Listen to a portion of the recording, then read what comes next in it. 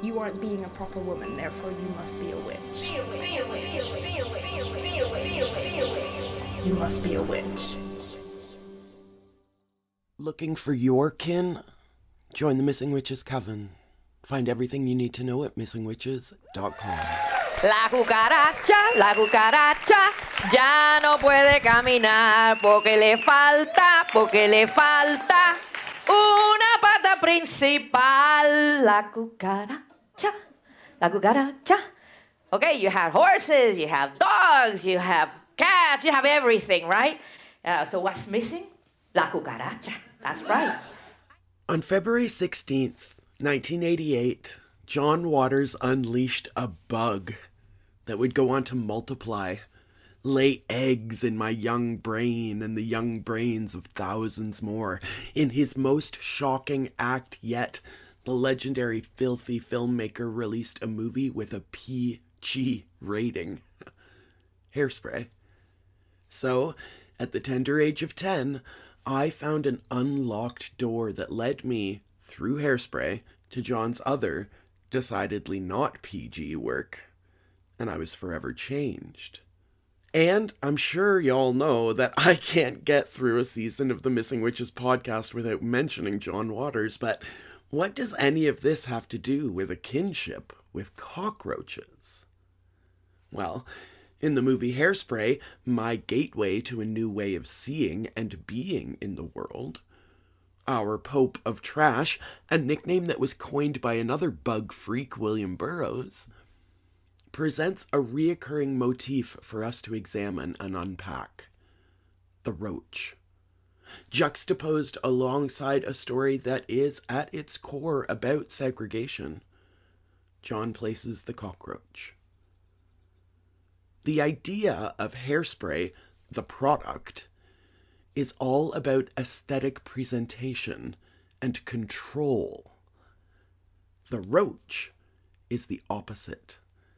It acts as a symbol of filth and chaos, defiant insubordination, and, beneath it all, survival. In the film's triumphant finale, the Corny Collins show is racially integrated. And another integration. Tracy, fat, lower middle class, put in special ed because of her hairdo, wears a pink silk gown, covered in a huge graphic roach pattern, and is crowned queen. The illusion of control is broken. Everybody now squish, squash, kill that roach. There's a quote that's attributed to philosopher Nietzsche, sometimes the poet Rumi. I can't find the primary resource citation, so it's likely a made-up thing, but whomever said it, it still rings true. If you crush a cockroach, you're a hero. If you crush a butterfly, you're a villain. Morals have aesthetic criteria. And, indeed, scientific research proves that flies carry more disease-causing pathogens than cockroaches, but one survey showed that restaurant patrons are more likely to eat food touched by flies. Of the survey respondents, 61% would continue eating their meal after a fly touched and contaminated it, while only 3% of survey respondents reported they would continue eating food on which a cockroach had crawled. Quote, many restaurant patrons may not be aware that houseflies are twice as filthy as cockroaches, end quote, says entomologist Ron Harrison. And we'll get into how remarkably clean cockroaches actually are in a bit, but the message remains clear. Morals have aesthetic criteria. In Hairspray, the roach is made beautiful. And in all of John Waters' works, weirdos infiltrate square worlds and make those worlds more beautiful. A study funded by the U.S. Fish and Wildlife Service found that the most hated animal in America is the cockroach. So it tracks that John Waters would choose them as icons of the veneration of bad taste. So let's join this veneration today to look upon the most hated animal in America and rejoice in it. I am Cockroach Kin, and I've referred to myself as a cockroach for a long time. I don't need much to survive, but I have survived multiple personal apocalypses later, and I'm still here. I'm adaptable. I slip between the cracks of a broken world. As National Geographic points out, quote, all cockroaches want is food, water, and warmth, end quote. In all our complexity, we are simple creatures, all of us. Earth, air, fire, water is all we really need. When my deeply fastidious, clean freak of a roommate spotted a roach in our kind of sketchy apartment building, she called the cops, aka the health department. An inspector arrived, and while she was sympathetic to our fears, she only saw one roach, and, deciding that our situation didn't warrant a formal complaint, she used the time to regale us with stories of those infestations she'd seen, where cockroaches carpeted the floors and paneled the walls. We started packing immediately and moved out as soon as we could. Because the scariest thing about seeing a cockroach, they are, after all, quite tiny and unthreatening on their own. The scariest thing about seeing a cockroach is that if you see one, it means there are likely thousands more hiding in the darkness. And this is true of witches, too. We witches are all cockroach kin, operating in the darkness for our own survival. Flick on the light and we scatter back to the places between places to continue our work under cover. Quick, hide! There's safety in the shadows. In a piece from Animal Acts, Performing Species Today, and in a performance you can watch on YouTube called With What Ass Does the Cockroach Sit?, Carmelita Tropicana writes in the voice of Martina the cockroach. Both Carmelita and Martina draw on the story of Elian Gonzalez. On November 21st, 1999, Elian's mother, her partner, and Elian fled Cuba by boat as part of a group of refugees attempting to reach the United States. The boat sank during the journey, and Elian's mother, along with most of the passengers, drowned. Elian was found floating on an inner tube and rescued by two fishermen, who turned him over to the U.S. Coast Guard. At 6 years old, Elian became the center of a high-profile international custody battle. Quick, hide. Quick, hide. That should be my name, not Martina. That's what they should put in my tombstone. Here lies, quick, hide. Oh, the life of a cucaracha is really tough. People think we're dirty, but what do they expect when we gotta hide all the time? Inside a greasy stove, under a dresser, with a dust bunny the size of a bullfrog, and only if you're very lucky, behind a can of Planters peanuts that's been opened and you can lick the salt. We suffer so much anxiety. You gotta have eyes in the back of your head because you never know where the danger's coming from. Through Carmelita, Martina reminds us that all outsiders are cockroach kin, that we have learned how to play dead, how to pretend to be something we're not. We know how to hide. This is the theater of survival. No stage, just survival. To play dead is both instinct and performance, a rehearsal of disappearance. Martina says we roaches live, even if our lives are full of insult. The cockroach and the witch carry what gets projected onto us and keep moving anyway. There is no need to be transformed. And speaking of metamorphosis, did you know that Kafka never names Gregor's new form as Roach? This is just the creature we've decided on in our readings, because it's described as terrifying and loathsome. But for Martina, the roach doesn't need to be redeemed or transform, just continuous.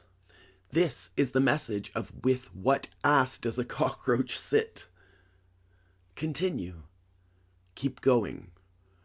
Despite the insults, despite the anxiety, despite the fact that danger lurks.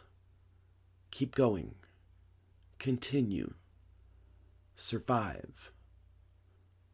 Martina doesn't ask for sympathy. She offers something more unsettling. A model of existence that survives without recognition, without narrative reward. If the heroic animal ascends, the cockroach persists. If humans seek meaning, cockroaches practice duration. Eyes that have viewed the world for millions of years. In 1976, Muriel Rukeyser wrote Saint Roach, quote, "For that I never knew you, I only learned to dread you. For that I never touched you, they told me you are filth. They showed me by every action to despise your kind. For that I saw my people making war on you. I could not tell you apart from one another. For that in childhood I lived in places clear of you. For that all the people I knew met you by crushing you, stamping you to death. They poured boiling water on you. They flushed you down. For that I could not tell one from another. Only that you were dark, fast on your feet, and slender, not like me. For that I did not know your poems, and that I do not know any of your sayings, and that I cannot speak or read your language, and that I do not sing your songs, and that I do not teach our children to eat your food, or know your poems, or sing your songs, but that we say you are filthing our food, but that we know you not at all. Yesterday, I looked at one of you for the first time. You were lighter than the others in color. That was neither good nor bad. I was really looking for the first time. You seemed troubled and witty. Today, I touched one of you for the first time. You were startled. You ran. You fled away. Fast as a dancer, light, strange, and lovely to the touch. I reach. I touch. I begin to know you." End quote. Just know that if you do touch a roach, it will immediately start cleaning itself of that touch. So let's return to this. People think we're dirty. But cockroaches are actually more like walking hand sanitizer. They secrete an antibacterial substance, and beyond that, they clean themselves constantly. And this too is a survival mechanism. Roaches don't overthink things like we do. In fact, they can live for weeks without their heads because their system is decentralized. They operate with a combination of instinct and senses, and when the antennae on their legs and wings and mouths and head get dirty, they lose the ability to perceive food, water, danger. Did you ever hear the old joke, what will survive Armageddon? Cockroaches, and share. I invented reinvention, bitches. When our world is destroyed and the end of time approaches, two things will be left: Cher and cockroaches. Cher and roaches, cockroaches and Cher. When all else is gone, we'll still be there. Cher and roaches, cockroaches and Cher. Get used to us. We ain't going nowhere. Wagon wheel wants to see. Cher has become a symbol of survival for the same reason cockroaches have. Because they adapt and evolve, and just like Cher, they have evaded all attempts to keep them down. Cher and cockroaches both exhibit rapid evolutionary response. For Cher, it might be hair color or auto-tune. For roaches, their high turnover rate means that they can produce many generations in much less time than it takes us humans to come up with new poisons. And we often find that, and many scientific studies back this up, by the time we've found a new way to kill them, they've already evolved and adapted themselves into rejecting the bait.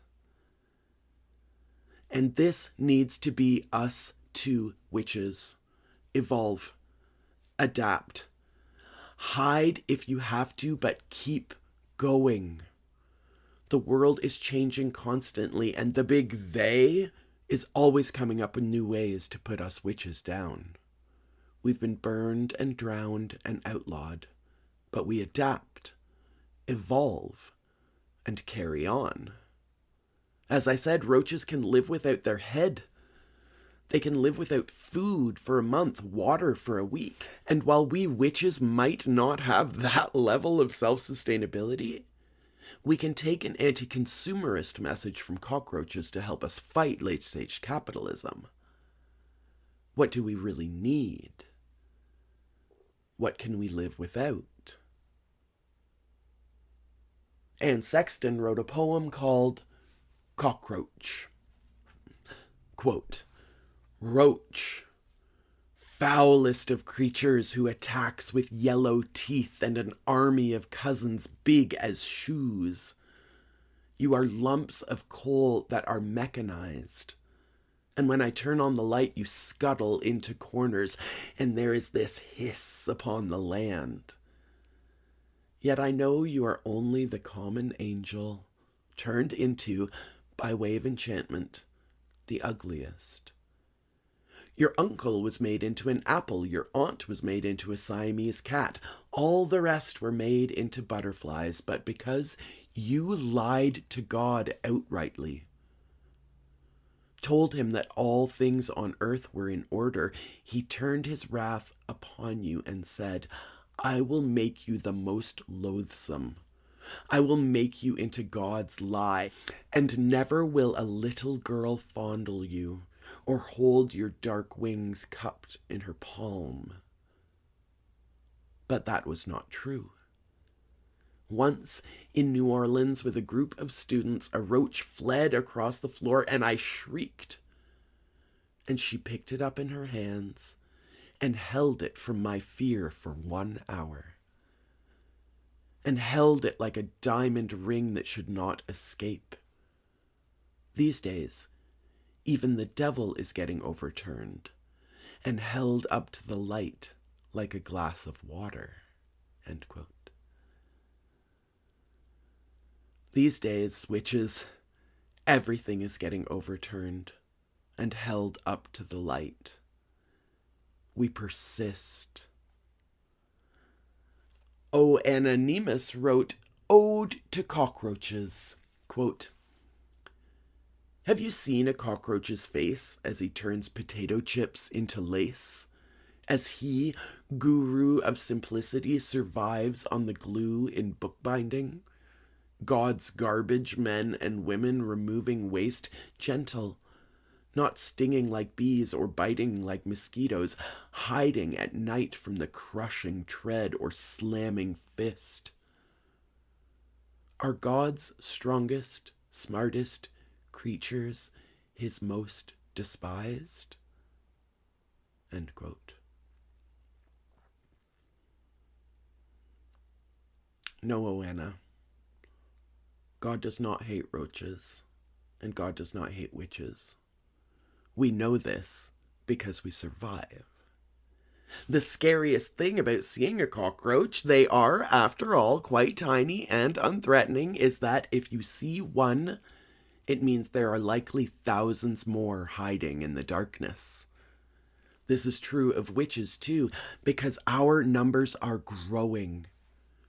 And that's scary, because we know that for survival and evolution, adaptation beats control.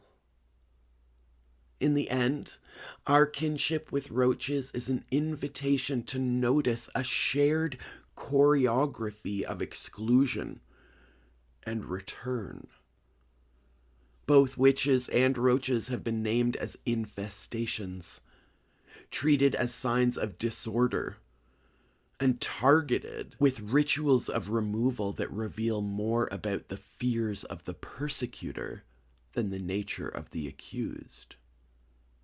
The witch, like the roach, is imagined as multiplying, hiding, slipping through the sanctioned boundaries of the home, through the cracks of a broken world, through the boundaries of the body. Yet, what persists beneath these projections is a quieter truth. We mark forms of knowledge and survival that refuse central control. We embody our knowledge, our magic, beyond our mere brains and into every cell of our being. The witch carries herbal, communal, and embodied ways of knowing. The cockroach carries an evolutionary grimoire of endurance, adaptability, and life in the margins. We unsettle the fantasy of purity. We expose how systems define themselves by what they cast out. To view roaches as witch kin, as our kin, is to recognize that what is called unclean or dangerous often names a resilience and resistance that cannot be easily governed or exterminated. Remember, witches, survival, especially under pressure, rarely looks like virtue. It looks like persistence in the dark, a continued presence where one is not supposed to be, and a refusal to disappear. We witches, we are all cockroach kin. Everybody now squish, ooh, squash, kill that roach. Before I leave you for today, a big raucous reminder that tomorrow, May 1st, we kick off our 6th annual Missing Witches Reparations fundraiser. Witchcraft and the New Age have too often benefited from an extractive relationship with First Nations, the people, the culture, the magic, the land. So every year, Risa and I pay forward our community membership earnings for the month of May to the Native Women's Shelter of Montreal and invite you, our coven at large, to seek out your local Indigenous-led support organization, Native Women's Shelter, water, land protectors, and make an investment in our shared future. Make a donation of $10 or more, take a screenshot of your receipt, and email it to witchreparations@gmail.com. Every $10 gets you one entry in a draw with the chance to win one of more than 25 prizes. So $50 is 5 entries, $100 is 10, and so on. Plus, everyone who donates will automatically receive discount codes from House Witch in Salem, Madame Phoenix in Toronto, and North Atlantic Books. Go to missingwitches.com/reparations for all the details, but in the meantime, here is this year's prize list. From Jared K. Anderson, the crypto naturalist, an amazing prize pack, 3 signed books, and a personal writing critique. Books from North Atlantic, a Teresa Reed prize pack, 4 books from Teresa Reed, aka the Tarot Lady, a signed collection of books from Liv Albert of Let's Talk About Myths, baby, a $100 gift certificate to the Crow's Key Mystical Bookstore, a Danielle Dulski prize pack, the Neuroscience of Tarot book, tarot deck, and a personal reading from Dr. Ramakrishnan, a personal reading with celebrity psychic medium Sarah Potter, and a copy of her book Sober Magic. From Amy Miranda, the What We've Forgotten prize pack, and, again, a personal reading. From Lynn's Childs Kelly, a home to her witnessing session and book. Free course tuition from Hecate's Cauldron from Cindy Brannon. A 6-month membership in Amanda Yates Garcia's Mystery Cult. Granddaughter Crow's Shamanism course. The Art of Magic of the Tarot Foundations course with Michael M. Hughes. The Bardo Writing Program with Word Witch Kate Ballou. Embodied Mentoring Sessions with Lisa Lonman. A tarot reading with Megan Hamilton, aka the Impact Witch. Life coaching sessions with Ari Von Tress. Trauma-informed life coaching. An embodied astrology prize pack from Renee Sills. A solar return reading by Lolly Moon, aka Mystic Moon Medicine. A Wild Union Oracle and Tarot reading from Erica Settino. A Jinx Monsoon merch bundle. A bundle of Madame Phoenix spiritual supplies. A custom-made quilted card mat from Linda McInnes. A rainbow weaving by Nova Mercury. So exciting. Her work is incredible. Thank you, Jen Duffin. Magical oils and a private oil making class with Reed Stevenson. Altogether, the prizes that we've gathered total more than $6,000. And again, you will automatically get discount codes and the knowledge that you are contributing to a great wave of care. Remember, it's not a gift, it's a debt. It's not a donation, it's a reparation. You aren't being a proper woman, therefore you must be a witch. You must be a witch. Looking for your kin? Join the Missing Witches Coven. Find everything you need to know at missingwitches.com.